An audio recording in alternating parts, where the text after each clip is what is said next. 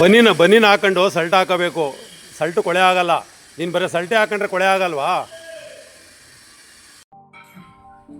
ನಮಸ್ತೆ ನನ್ನ ಆತ್ಮೀಯ ಬಂಧುಗಳೇ, ಇಂದು ನನ್ನ ದೇವರ ಮಕ್ಕಳ ಆಸರೆಗಾಗಿ ಮತ್ತು ಅವರ ಸಂರಕ್ಷಣೆ ಮಾಡುವ ಸಲುವಾಗಿ ಪ್ರತಿನಿತ್ಯವೂ ಕೂಡ ಅವರ ರಕ್ಷಣೆಗೆ ಅಂತಲೇ ನಾನು 1 ಗಂಟೆ ಸಮಯವನ್ನು ಮೀಸಲಿಟ್ಟಿದ್ದೇನೆ. ಹಂಗಾಗಿ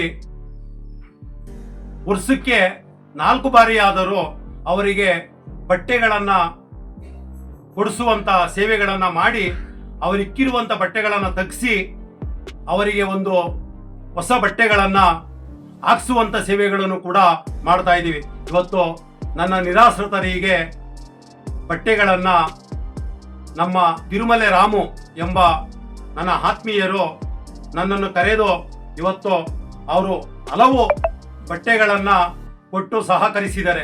ಅವರಿಗೆ ನನ್ನ ಹೃತ್ಪೂರ್ವಕ ಧನ್ಯವಾದಗಳು. ಯಾಕೆಂದರೆ ಇವತ್ತು ಪ್ರಪಂಚದಲ್ಲಿ ಎಷ್ಟೋ ನಿರಾಶ್ರಿತರು, ವಿಕಲಚೇತನ್ಯರು, ವಯಸ್ಸಾದ ವೃದ್ಧರು, ಹಲವು ದೇವರ ಮಕ್ಕಳು ಪ್ರಪಂಚದಲ್ಲಿ ಇದ್ದಾರೆ.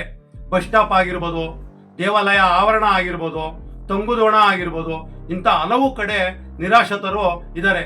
ಅವರಿಗೆ ಕಾರಣಾಂತರದಿಂದ ಅವರು ಮನೆಗಳನ್ನು ಬಿಟ್ಟು ಬೀದಿಗೆ ಬಂದಿರ್ತಾರೆ. ಅವರನ್ನು ರಕ್ಷಣೆ ಮಾಡುವಂಥದ್ದು, ಅವರಿಗೆ ಹಸಿವು ನೀಗಿಸುವಂಥದ್ದು, ಅವರಿಗೆ ಸೌಕರ್ಯ ನೀಡುವಂಥದ್ದು ನಾವು ಮಾಡಬೇಕು. ಇವತ್ತು ನಮ್ಮ ಕೈಲಿ ಅವರನ್ನ ತಂದು ಆಶ್ರಮದಲ್ಲಿ ಇಟ್ಟು ರಕ್ಷಣೆ ಮಾಡೋಕ್ಕೆ ನನ್ನ ಕೈಲಿ ಶಕ್ತಿ ಇಲ್ಲ. ಆ ಭಗವಂತ ನನಗೆ ಆ ಶಕ್ತಿ ನೀಡಿಲ್ಲ. ಅದಕ್ಕಾಗಿ ಅವ್ರು ಎಲ್ಲೆಲ್ಲಿ ಇರ್ತಾರೋ ಅಲ್ಲೇ ಹೋಗಿ ಅವರಿಗೆ ರಕ್ಷಣೆ ಮಾಡುವಂಥ ಸೇವೆಗಳನ್ನು ಮಾಡ್ತಾ ಇದ್ದೀನಿ ಬಂಧುಗಳೇ.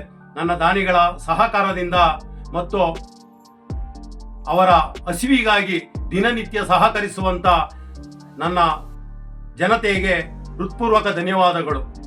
ನೋಡಿ, ಇವತ್ತು ಹಲವು ವಿವಿಧ ಬಟ್ಟೆಗಳನ್ನು ಅವರೇ ಸ್ವಂತ ಮನೆಯಲ್ಲೇ ಮಗ್ಗ ಹಾಕೊಂಡು ಅವರೇ ತಯಾರಿಸಿದಂಥ ಬಟ್ಟೆಗಳನ್ನು ಕೊಟ್ಟು ಇವತ್ತು ಸಹಕರಿಸಿದ್ದಾರೆ. ನಾನು ಇನ್ನೂ 8 ದಿನ 10 ದಿನಗಳ ಕಾಲ ನನ್ನ ನಿರಾಶ್ರಿತರಿಗೆ ಬಟ್ಟೆಗಳನ್ನು ಹಾಕಿಸುವಂಥ ಕೆಲಸವನ್ನು ನಾನು ಮಾಡ್ತಾ ಇರ್ತೀನಿ ಬಂಧುಗಳೇ. ನನ್ನ ದೇವರ ಮಕ್ಕಳು ನಿಮ್ಮ ಕಣ್ಣಿಗೆ ಎಲ್ಲಾದರೂ ಕಂಡರೆ ನನಗೆ ಕರೆ ಮಾಡಿ ತಿಳಿಸಿದ್ರೆ ನಾನೇ ಬಂದು ಅವರಿಗೆ ಬಟ್ಟೆಗಳನ್ನು ತೆಗೆಸಿ ಬೇರೆ ಬಟ್ಟೆಗಳನ್ನು ಹಾಕಿಸುವಂಥ ಸೇವೆ ಮಾಡ್ತಾ ಇದ್ದೀನಿ ಬಂಧುಗಳೇ. ಅದಕ್ಕಾಗಿ ನಾನು ಒಂದೇ ಒಂದು ಕರೆ ಮಾಡಿ ನಾನೇ ಆ ಸ್ಥಳಕ್ಕೆ ಬಂದು ಅವರಿಗೆ ಆ ಸೇವೆಯನ್ನು ಮಾಡುವಂಥ ಒಂದು ಸಮಾಜದ ಮುಖೇನ ಸೇವೆಯನ್ನು ಮಾಡ್ತಾ ಇದ್ದೀನಿ ಬಂಧುಗಳೇ. ಅದಕ್ಕಾಗಿ ಇವತ್ತು ಹಲವು ಒಂದು 30 ಪ್ಯಾಂಟ್ ಆಗಿರ್ಬೋದು, ಒಂದು 30 ಶರ್ಟ್ ಆಗಿರ್ಬೋದು ಕೊಟ್ಟಿದ್ದಾರೆ.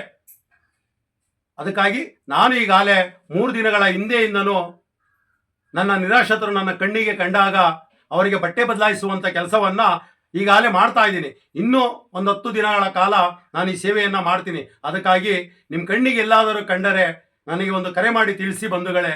ಇದು ನನ್ನ ದೇವರ ಮಕ್ಕಳ ಆಶ್ರಯಕ್ಕಾಗಿ ಅಂತ ಹೇಳ್ತಾ ನಿಮಗೆ ಧನ್ಯವಾದಗಳು.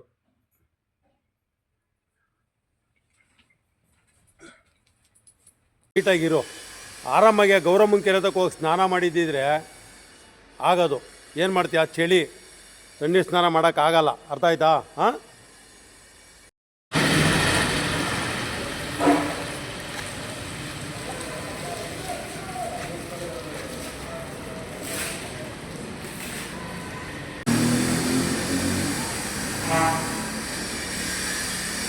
ತಂದ್ಕೊಡ್ತೀನಿ. ನಾಳೆ ಬರ್ತೀನಲ್ಲ, ತಂದ್ಕೊಡ್ತೀನಿ. ಆ